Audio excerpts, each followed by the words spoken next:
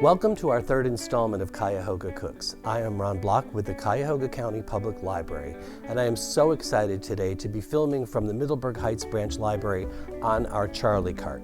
Now, what is a Charlie Cart? It's a kitchen on wheels and a portable classroom. We can teach cooks of all ages new ways to cook, introduce them to foods they might not be aware of, and also some healthy eating habits. So we look forward to very soon in the future being able to bring programming back featuring our Charlie Carts. But today we're here for our third installment of Cuyahoga Cooks, and this episode is very special. It's a great story behind it. We are going to be making pork and cabbage dumplings. They were submitted by Mr. Heinz Yee, and the story behind it is pretty amazing and pretty fascinating. So I'm going to turn it over to let you watch my interview with him.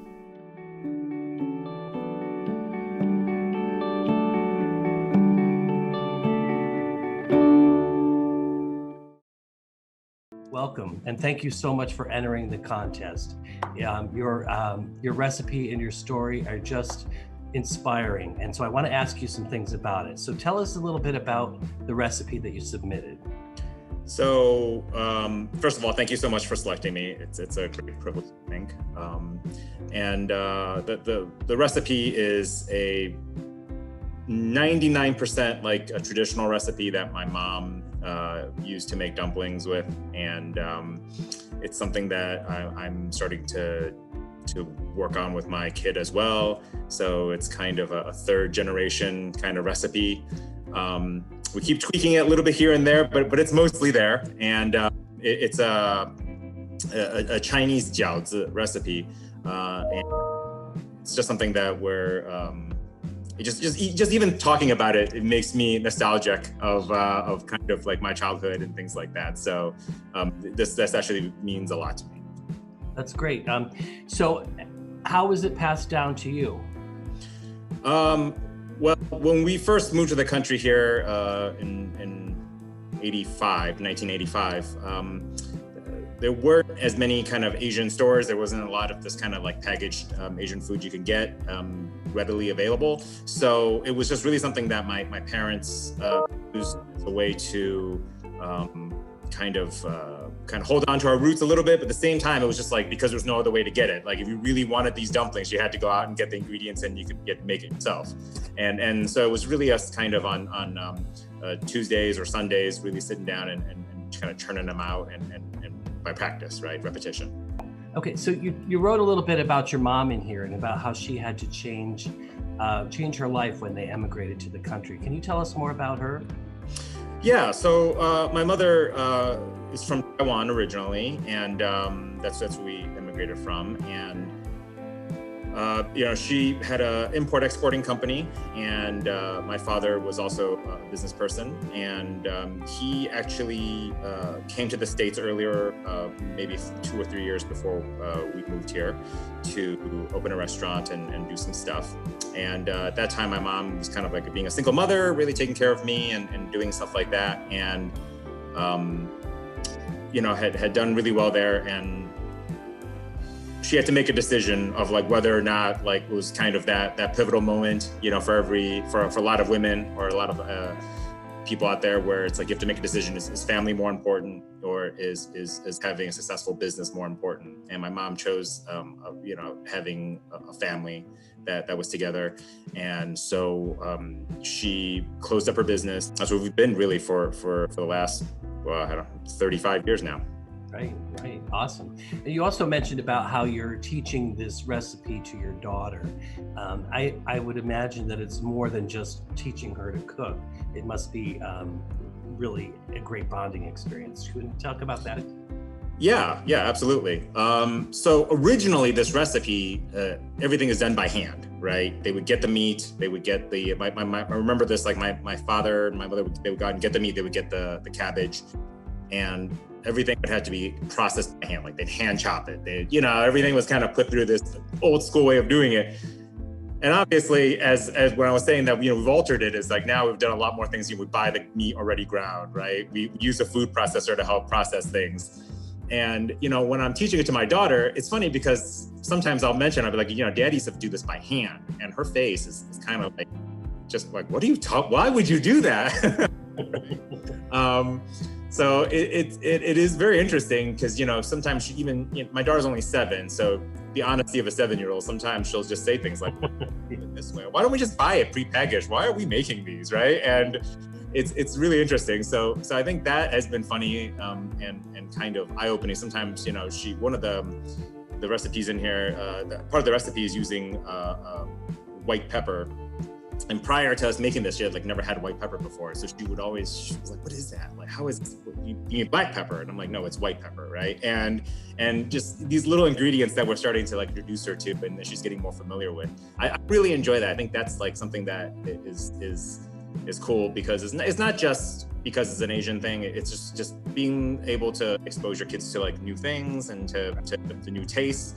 I think that's, for me, probably the more gratifying, right, than anything else is I see her eyes light up oh yeah, that's what that is. Or if we were out somewhere eating and she'll taste something, she'll be like, that tastes just that's sesame oil, or that's this. And I'm like, yes. And it just that things like that make me feel as a parent that I'm really contributing to my kids' well-being, right? Betterment too.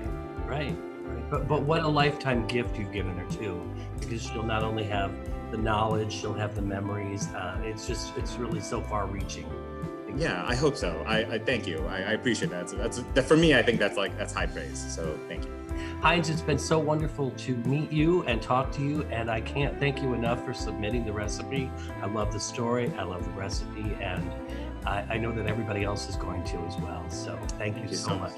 Well, it's a privilege, and I really appreciate it. And continue doing great work that the library's been doing. We love you guys. So. Oh, good. That's always good to hear. Yep. Thanks. Wasn't that awesome? I love it when generations pass down tradition and food and recipes, and I'm so happy to be presenting their recipe here today to you. I wish they were here in person, but of course in the times we're living, it's not going to be possible, but maybe in the future. So we are, as I said, we're going to make the pork and cabbage dumplings, and we're going to start with a pound of Napa cabbage. So instead of me slicing and dicing and putting it all together, I've kind of made this easy for today. So what I did is I cut up the pound of cabbage, I put it in a bowl with about a teaspoon of salt, and I let it sit for about 15 minutes. And then what I did is I used my handy dandy nut milk bag, and you can squeeze all the water out of it, which I did. You don't really want to see me do it on the screen, trust me. So we've got our cabbage here, and we're going to put this in a bowl. Okay, and then after that we are going to add a whole bunch of ingredients. The recipe is going to be posted with this, so you'll be able to follow along. So first we have a teaspoon of minced ginger. I've already gone ahead and done that for us, so we've got that here. Then we are going to add a 1/4 cup of minced green onions. Now, if you don't like green onions, you can use a shallot or whatever you like, but I kind of wanted to follow Mr. Yee's recipe the way he's written it for this. After that, we're going to put in 1/8 of a teaspoon of ground white pepper, and it's a little bit different than regular black pepper, but it has a whole different taste and it's a little spicier. We're going to add a tablespoon of soy sauce, a tablespoon of dry sherry or sherry vinegar or anything that's that, just to add a little bit of acidity to the recipe, and it's going to make it really pungent. And now we're going to add 2 teaspoons of sesame oil, and finally we are going to add 1 pound of ground pork. Now, I bet that you can use a different kind of meat with this. You can maybe even try tofu if you want to try a vegetarian version. But again, I wanted to follow the recipe just to see how it would come out. So we're going to mix this all together until we have a really nice consistency here and everything's all mixed in and it gets all these flavors that are coming up at you that are just really pretty awesome. Okay, so we're getting this all together now, and we have it just about ready to go, and we are next going to assemble our dumplings. Now it may seem like it's really tough, and I practiced a little bit, so it's not that bad at all. It's really kind of easy. So we get these dumpling wrappers, and I will give you a helpful hint that they are best found at an Asian grocery. I looked in the regular grocery stores, they didn't really have them, so Asian groceries have them. They're perfect, they're dumpling wrappers. So we're going to add close to a tablespoon of the filling onto our dumpling wrapper, putting it right in the middle. And then what we're going to do is we're going to make sure that we wet the edges just a little bit so that it seals and doesn't ooze out during the cooking. It's just folding it over, crimp the edges, to keep everything inside. And there you go, there you go. So I'm gonna keep doing this and we will be right back with how to cook. Okay, let's go to the next step. So what I've done is I've got a pot of water on here to boil. It is boiling really nicely now. And what we're gonna do is drop these into the water and we're gonna cook them for about 8 minutes until they're nice and done on the inside and ready to go. And what I've done is they sink to the bottom. So one of the ways you know that they're almost done is when they float to the top. So we'll get these all in here, and you could also pan fry these, that's another option, or you could boil them first and pan fry them afterwards in a little sesame oil. Okay, we've lasted about 10 minutes here, and they're all floating on top, and so it's time to take them out and let them drain just a little bit. I really wish you could smell these. These are smelling so good. And they've been draining for just a minute. I bubbled them out, and we were going to do the taste test.